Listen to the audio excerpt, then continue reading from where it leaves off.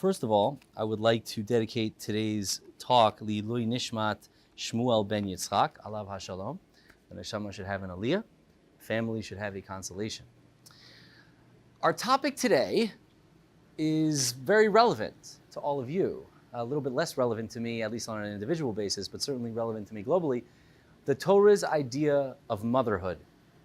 Motherhood according to the Torah. Phrase it however you want. I'm not good at phrasing things, but the point is, what does the Torah think a mom is supposed to be? How would you know? And if you don't know, then you're kind of winging it. And if you're winging it, then not good, right? Not good at all, because chances are you'll be unsuccessful much more than you'll be successful. So let's try to understand what the Jewish wisdom has to tell us about this idea. This week's parsha is the perfect time to discuss this because Sara dies. Sara dies. She's the original matriarch. She's Abuelita Sara, and now she's gone. She's gone. Oh well. So it's called Chaye Sara, which ironically means the life of Sarah, which is funny because, of course, what would you be describing in a portion called the life of Sarah? Obviously, her death. That's weird. Why would it call the portion that she dies in the life of Sarah? Very weird. Now, I know what you're thinking. You're thinking, Sprung, that's not that weird because, it's giving you all of her life and then she dies. Like, that's normal. I want to tell you the life of Sarah, and it begins with her life and then it ends with her death. But that's not true. It begins with her death. It begins with her death. The portion begins, and they were the days of Sarah, 127 years. Boom, she's dead. Abraham needs to go find a place to put her in the ground. So she doesn't even make an appearance in the portion outside of corpse. Literally, right? It's rather morbid. I'm sorry. They didn't warn you about me. It's just odd, right? It's odd that you would name a parsha that. Very, very strange. So Avraham has to buy a burial plot to bury his dear departed, to bury his dear departed wife. Yes? And he does, in fact, go to Hebron. It's the most famous burial plot on the planet Earth today. It's the cave of the matriarchs. It's called Me'arat HaMachpelah in Hebron. You can go there, take an armored bus, because many peace-loving people live around it. So you should be careful. But the point is, you can go see it. It's wonderful, and that's where he buries Sarah. And then what does Abraham do immediately after burying Sarah? He's like, oh my God, I realize that my wife just died, and we have one son, Yitzchak, and he's not married. Now, if his wife was alive, he wouldn't have to worry about that, because who do you think sits home worrying, who's going to marry my son? I'll give you a hint, not dad, right? Dad's like, son's kicking butt, high five. Mom is like, oi, right, all the time. Okay, but now Sarah's dead, so Abraham realizes I have to be Sarah now. So immediately, I'm marrying this kid off. I'm getting him out of the house. He's gone. So what does he do? He says to his slave Eliezer, who is not like, the picture of slavery in the Torah is very different than what we're used to from American civics, but that's a different truth for a different day. He says to his slave Eliezer, do me a favor, go to my hometown and find a wife for Yitzi. Find a wife for Yitzi. Now, I want to stop and I want to give you a little bit of background information that you may or may not be aware of, but certainly I think seeing it visually kind of brings it, what's that? 40. Oh, I'm sorry, you're right. He was 60 when he got married. That's right. He was 57 when she died, and he's 60 when he gets married. That's right. So this is a very poorly drawn chart. It was made by, this is from Sotheby's also. Don't know if you knew that. MBS wanted to buy this for $450 million, but he already spent it on the other one, on the Leonardo, so this one wasn't available. But so you have three brothers. I'm going to go through this rather quickly just to kind of like familiarize ourselves with the genealogical tables. You have three brothers, Avram, Haran, and Nachor. Avram, Haran, and Nachor. This gets very incestuous. If you're prudish, cover your eyes. This is going to be terrible. Haran has three children, Sara, Milcah, and Lot. Avram marries his niece, Sara. Nachor marries his niece, Milcah. Doesn't tell us who Lot marries. No one cares. Now, Lot has two daughters. We'll talk about them later. Maybe. So Avram marries niece 1 and has a kid named Yitzchak. Nachor marries niece 2, has a kid named Betuel. Betuel has two children who you've heard of. One is Lavan and one is Rivka. One is Lavan, one is Rivka. Rivka marries cousin Yitzi. And Lavan has 2 daughters, Leah and Rachel. They marry cousin Yaakov, right? Wonderful family. They did this to save money on the wedding. This is, yes. Okay, so that's basically what we have to deal with over here. Fantastic. You'll notice that if you live in Canaan and you're going to go find a wife in Haran, that's far. You have to cross a desert to get there. That's why he uses camels. You may have been aware that camels pop up in the portion. Why do camels pop up in the portion? You need camels, because if you're going to go from there to there, you're going to need camels. And of course, that's how he ends up finding Rivka, because she's going to water the camels, but I don't want to give any spoilers. So he's like, you have to go there. Well, why? Why do you have to go there? Why can't you find a nice local girl? What, none of the Miami girls are good enough for you? You have to go to New York? The answer is, yeah, I got to go there. Why do I have to go there? Because we want this family, that family, and no other family. We care very much who you marry, turns out in Judaism. And oh my God, we still do. Okay, so the slave goes to the town of Nahor, which is called Haran, and he doesn't know what to do. I mean, like, he's not, how much experience does Eliezer have in, like, shidduchim? None, right? He doesn't, hello, right? He doesn't know how to make a shidduch. He doesn't know how to make a shidduch. So what does he do? He's a superstitious fellow, and he walks into town, and he starts talking to his master's God. He says, God of Abraham, do me a favor. Do me a favor. I'm looking for a bride for my master's son. He's a big tzaddik. He's a big tzaddik. I know you love him. I know you guys have that whole relationship thing going. Do me a favor. I'm going to see one of the local girls going out to get water from the well. And the girl that I say, when I say to her, hey, can I have a little sip from your jug? And she goes, sip from my jug. I'll give you a sip and I'll feed all your camels. That's the one that you want to marry Yitzchak. And he's not even finished saying this, and out walks Rivka, and she's walking to the well, and she's smoking hot. It's very important. The Torah tells you that, right? I'm just saying, why do I put that in there, right? Why, Rabbi, why are you putting that in there? Because it's important. How do I know it's important? Because the Torah tells you. It doesn't have to tell you. Why does the Torah have to tell me that she was so beautiful? Because it wants to. It's important, yes? Come in, welcome. So he goes over to her and says, may I have a sip of your Starbucks, please? And she says, yes, absolutely. And then she waters his camels. And you know what he does immediately? Immediately. He puts gold. He starts giving her the gold. Right? He gives her the gold nose ring. He gives her the gold the bracelets. And he's like, who are you? And she says, well, I am Rivka, daughter of Bethuel, who was born to Milcah, wife of Nahor. So if we go back to our trusty chart, she says, I'm Rivka, daughter of Bethuel, born to Milcah, wife of Nahor. Great! Great. And Abraham's like, are you flipping kidding me? You're my master's niece. This is amazing. You're the one. Can I come in? Sure. She takes him into the house. And they start grilling him. They're like, oh, you're Abraham's slave. Well, obviously you know Abraham, right? If you had an uncle and your uncle's Abraham, that's like your uncle's Jeff Bezos. Like everybody, oh, Uncle Jeff, of course, Uncle Jeff. We love Uncle Jeff. He sends the best Hanukkah presents. They know about Abraham. So they want to hear more. Like, oh, you want our daughter to marry Yitzhak. That's wonderful. What happened? So he starts telling them the story. And if you look in the Torah, and I'm not going to go through this with you because it would take way too long, he says the whole story again. The whole story. About my master, and he sent me here, and I spoke to God, and with the girl, with the water, and then she came, and it was Rivka. Here's the problem. This is an enormous problem. Enormous. Torah does not waste words. None. It does not waste words. It doesn't waste letters. Why would you tell me another 3 pages of the same story that I just finished? It's just him repeating the story. Now, I understand why he's repeating the story to the parents, because they weren't there. They have to be, they have to tell the story to them. I get it. So it could have just said, and Eliezer told them the story. Few words and you're done. But instead it recounts the entire story all over again, beginning to end. That's very troubling. That is highly troubling. So I would suggest, and they're like minor differences in the ways that the stories are told. Like minor differences. Why would it do that? It's obvious. It's obvious.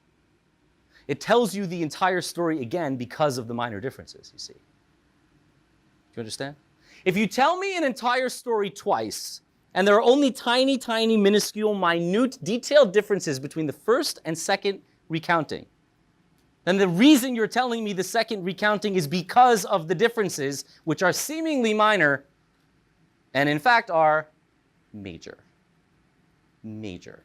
So let's talk about some of these differences. It's amazing. And if you look clearly, you will see this in the Torah. Again, we said that when the slave came to her and said, "Can I have a little water?" And she's like, "Yeah, I'll give you and I'll feed the camels." He puts the gold on her and says, "Who are you?" And she says, "I am Rivka, daughter of Bethuel, born to Milcah, wife of Nahor." Did he give her the money before or after asking her name? Before. Really? You're going to give this wench all that money before you know that she's your niece? Don't you want to see the passport first? Right? Don't you want to be like, how do I know you are the real Melania?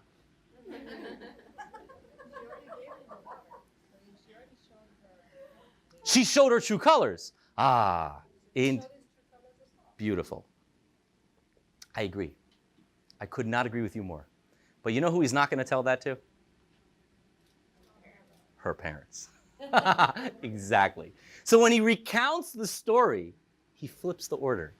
He says, and then she gave me all the water and she watered the camels and I was like, "Who are you?" And she told me who she was and I gave her the money. Lies.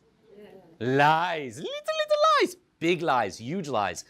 Tiny lies. Big lies. Here's the second lie. Also seemingly very minor. Enormous lie. She says, "I am Rivka, daughter of Bethuel, born to Milcah, wife of Nahor." When Eliezer recounts the story, he said, "I asked who she was, and she was like, well, I'm Rivka, daughter of Bethuel, son of Nahor, married to Milcah." Let me give you some visual aids for this, because I realize that this is rather complex. She said, "I am Rivka, 1, daughter of Bethuel, 2, born to Milcah, 3, wife of Nahor, 4." You probably can't even see that, so that's very unhelpful. When he recounts it, he says, "I am Rivka, daughter of Bethuel, born to Nahor, whose wife was Milcah."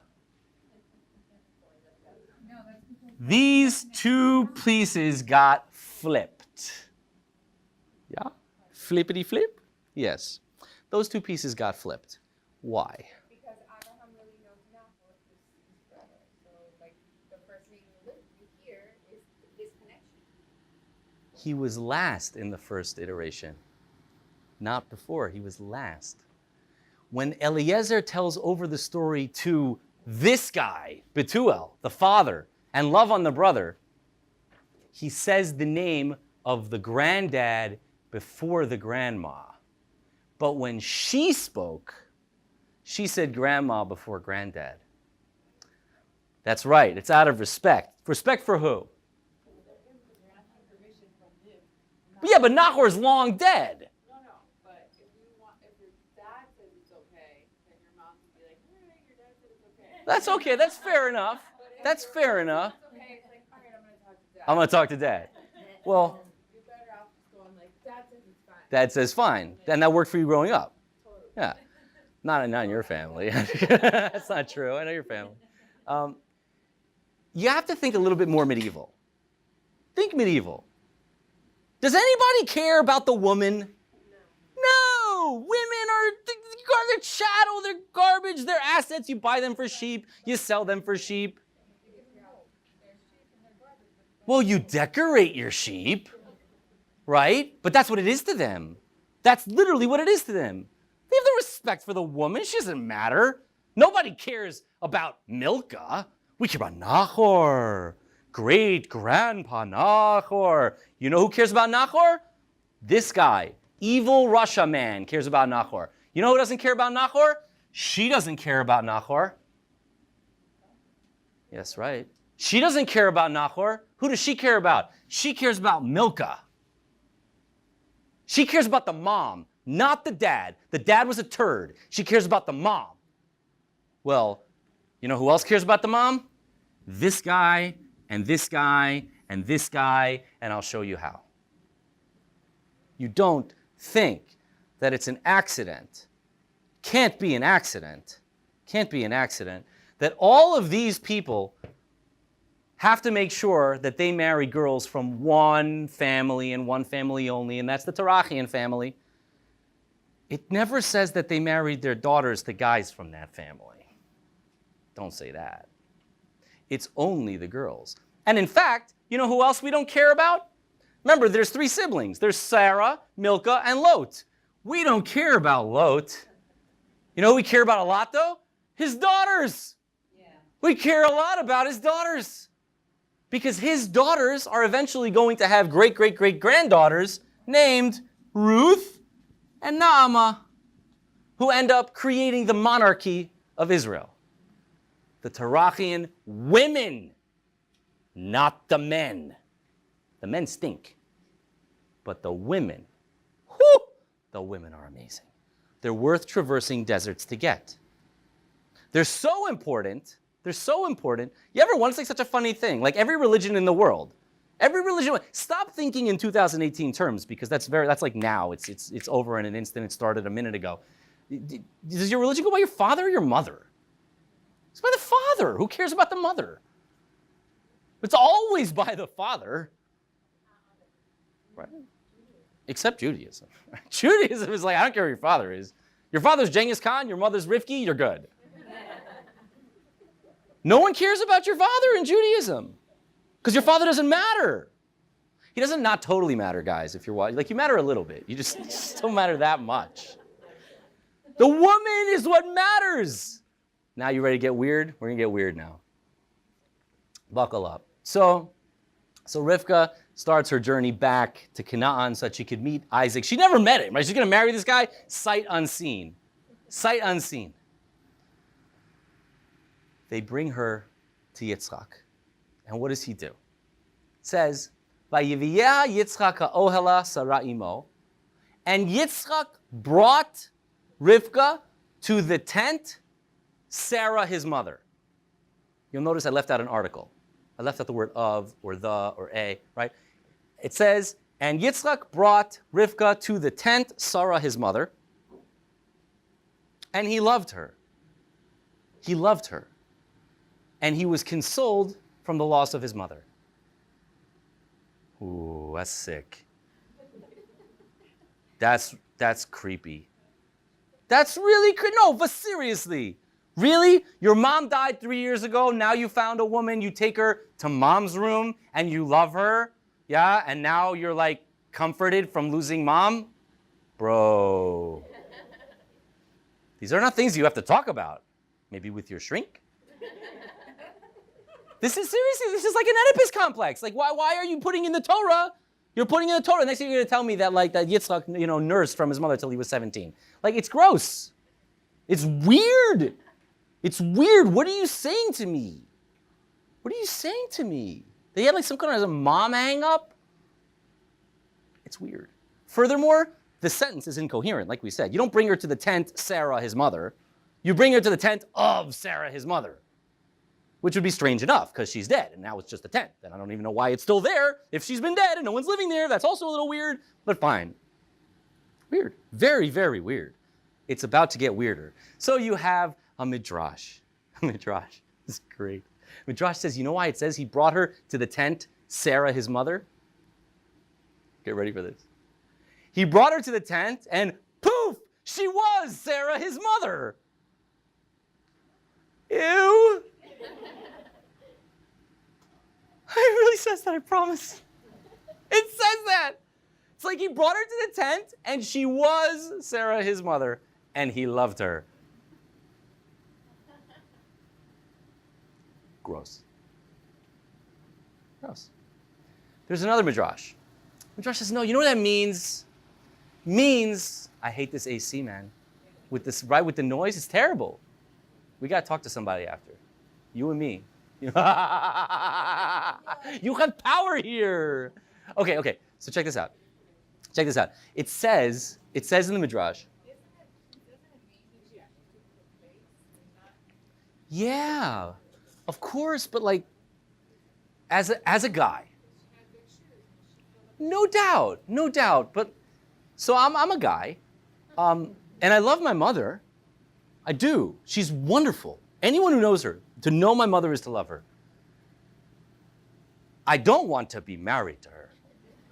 That would be just so weird on so many levels. It doesn't work for me. Mom is great. Yeah. You know what I'm saying? It's like, yeah. So it says, there's another midrash, fascinating midrash. Midrash says, well, as long as Sara was alive, it says this. I promise it says this. If you don't believe me, you can read it in Rashi. It's there. It's black on white. You can Google it. Ask your local rabbi. This he'll know. Okay? Say, it says, as long as Sara was alive, there was a cloud over the tent. Which I don't know why that's good. It's always cloudy. Yeah? You had a cloud over the tent and a candle from Erev Shabbos to Erev Shabbos. A candle that was consistently burning from Friday to Friday. And there was a bracha, there was a blessing in the dough. In the dough. And then, when he brought Rivka in, all those things came back. Like it's been beautiful outside, all of a sudden it got cloudy again, he's so excited.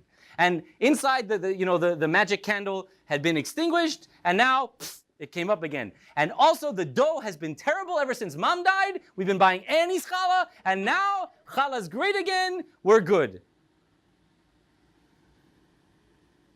You're telling me that Sara had a magic candle? Number one, I don't believe in magic, and neither do you. And the only kind of magic that you believe in is the kind of magic that your Bible tells you to believe in, which is ridiculous. It's the same kind of magic that you don't believe in on the other guy's Bible. Okay? So I don't believe in magic candles, number one. Number two, if she had a magic candle, who cares? I have a non-magic candle. I light it, it works. Why are you telling me she's a magic candle? And to cloud. Cloud? Really? Cloud? Magic cloud? Magic cloud, magic candle, magic challah. The 3 C's. The 3 C's. Magic cloud, magic candle, magic challah. Doesn't make sense. You want me to explain it to you? I will.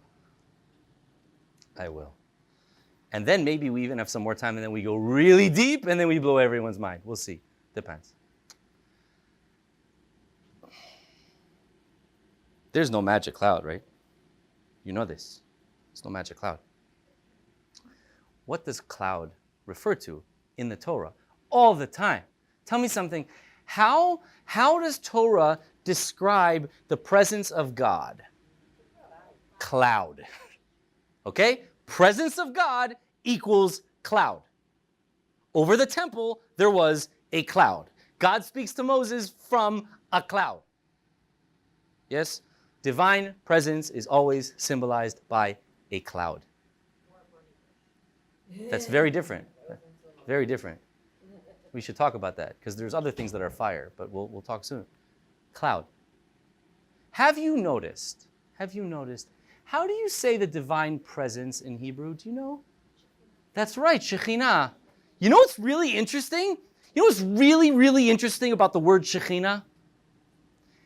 It's feminine. God's presence is feminine, not masculine. Shekhinah is feminine. The cloud is feminine. Why? Because a woman is responsible for 3 things. 3 things in her home. Number 1, divine presence. The presence of God in your home. You don't get that from the dude. No offense. That's mom. That's mom. What kind of home this is going to be? That's mom. That's cloud. That's Shekhinah. Number 2, candle. Fascinating. You know how long Jewish women have been lighting candles? Forever. Forever. You know how much forever? I'll tell you how much forever. There's something called the Millennium Edition, I think it is, one or the other, of the New York Times. So at every 100 years, right, in 1900, they publish what they think is going to be the front page of the New York Times from 2100, or from 2000 to 2100, etc. So obviously, you're never going to get it right. Like, you're 100 years of future. So like if you saw the Millennium Edition from 2000, it had like robots are pushing for the right to vote and like, stuff like that. Okay, because this is what the editor is thinking might be in 100 years. The editor was Irish Catholic. Irish Catholic. On the bottom left, it says candlelighting times. Candlelighting times. It says Jewish women are going to be lighting candles at whatever time on Friday. So they asked him to like, bro, you're not Jewy. Like, what are you talking about with the? He goes, let me tell you something. That entire front page, we're going to be wrong about. One thing that we're going to be right about, I swear to you, Jewish women are going to be lighting Shabbat candles. And he's right. He's right. And not only that, you can know the time because that is actually anticipated, right? You can tell exactly what time candlelight is going to be on Friday, the whatever, in 100 years. You can do that, okay? So we've been lighting candles for a long time. Why do you light candles? To bring light. To separate the regular meat. This is all true, but where does it come from? Why? Do you know why you light candles? It's in the Talmud in Masechet Shabbat. It says, you know why you light candles? Well, that way, the same idea. Two words. Shalom bayit. Shalom bayit. You live in a world of electricity. In a world of no electricity, sun goes down, you're blind. You can't see each other. Can't relate to each other. On Shabbat, you have candles. The candles refer to intimacy, the shalom bayit. It refers to the romance. It refers to the sex life. It refers to the shalom in the home. Who do you think's in charge of that? Same person who's in charge of the cloud. She is. Candles are her. Challah. There was a blessing in the dough. Yeah, she had magic challah? No. She was a balabosta. ¿Cómo se dice balabosta? Yiddish mame. Exactly. Yiddish mame. Who do you think? Did you think her bread never went bad? You think she never? It did. But you know who didn't know? You didn't know. Because she was up all night till 3 o'clock in the morning doing another batch so that your challah would be delicious. So yeah, the first 2 times, I never knew this. Yeast doesn't always work. What do you mean it doesn't work? I don't understand. It doesn't like change the bulb? It doesn't work? How does yeast not work? Sometimes it doesn't rise. I never knew this. Because it's like crazy. That doesn't make any sense, by the way. It doesn't make sense. It's like I put an egg in the oven, it didn't cook. Why would you put an egg in the oven? Because this is why I'm not in charge of this. The woman is in charge of the food, the gashmias of the house, the physical expression of the home. Same one who's in charge of the romance, same one who's in charge of the presents. There were 3 things, not magical clouds and magical candles and magical challah. There was magical Sara. There's magical Sara. And as long as she was alive, there were 3 things that never stopped. Never stopped the presence of God, never stopped the shalom bayit, never stopped the blessing in the food. Never. And then she died, and everything fell apart. Fell apart. Dad's been ordering pizza for 3 years. Done. Then Rivka is brought to him. He brings her to the tent, and she is Sara, his mother. You think that it's not sick? He's not associating her with his mother in some sort of twisted way. Like you mentioned before, she stands for the same things as my mother. This is the woman for me. And he loved her. It's the result. of that. He loved her. She was hot before. That's not why he loved her. He loved her when he saw, because remember, you got two sisters. His mother's name is Sara. Sara has a sister, Milcah. This is the granddaughter of Milcah, who, when she introduces herself, talks about grandma. It is Sara, his mother. It is Sara. So now, the parsha is called Chaye Sara, which means the life of Sarah, or if you want to get really particular, the lives of Sarah. Chaye is also plural. The lives of Sarah. Like Sarah's not even in the parsha.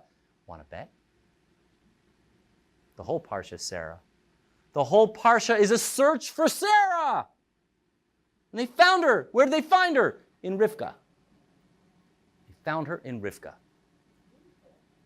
So now, they get married, and they have kids. And what does she say? What does this girl, Rivka, say to her husband, Yitzchak, when it's time for her kid to find a wife? Send Yaakov away to my house. To my house. To marry these girls. Lives of Sarah. You know what she says to her husband? It's unbelievable. She says, if Yaakov will marry a girl, a local girl, lama li chayim. That's what she says in the Torah. She says, why am I even alive? Why am I alive? The only thing that matters is the cloud and the candle and the challah. If my son goes and marries some local chick, throw it out. Send him home and let him choose a wife from my family. Because Leah and Rachel and Rivka and Milcah and Ruth and Naamah, they're all Sarah. They're all the Terachian women. It all goes back to the Terachian women. But you want to know what's really astounding? It's like so astounding because it's like, oh, it's so cool, it's so nice, yay, right? Very nice idea, Rabbi. So beautiful. Okay, and also I'm sure I can give you a really cool dissertation, not on Himalayan art, but on other things, various cultures. We could talk about various cultures. You know why this is so much cooler? Because you do it now. You do it now. All those things hasn't changed. What are you obsessed over? Same thing. You are obsessed with the same stuff that she was.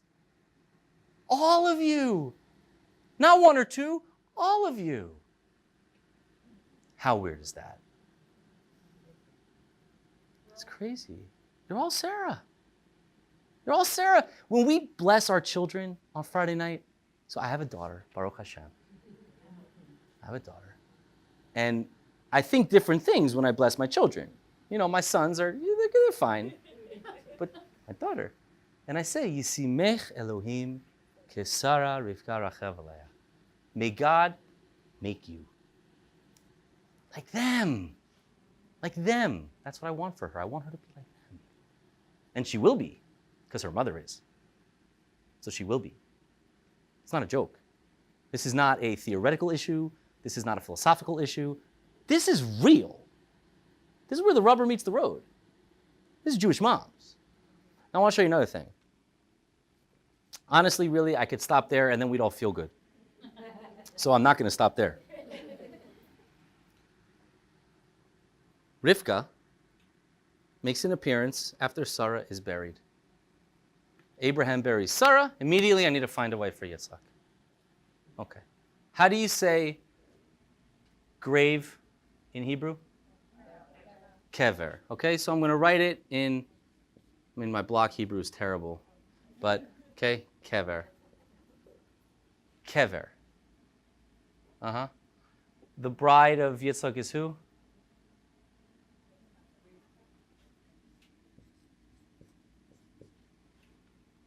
Kever or kivra, her grave.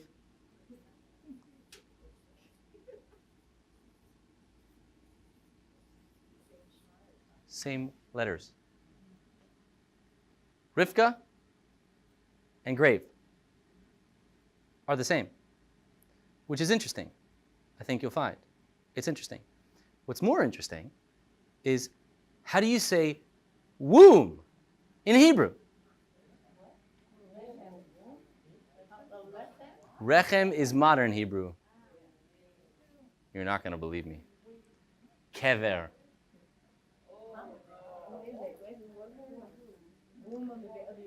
Woman. Same word for womb and grave. Bro, that's weird. That's weird, right? That's really weird, you have to admit. Womb and grave, like the same word? It's a little freaky, right? The Talmud says, you're making a big mistake. You're making a big mistake because you think of grave totally wrong. You think of grave is somewhere where you put a dead person. No. Kever is an incubator. It's an incubator. You put something into a womb and it becomes a child and it comes out greater than it went in. You put someone in a grave,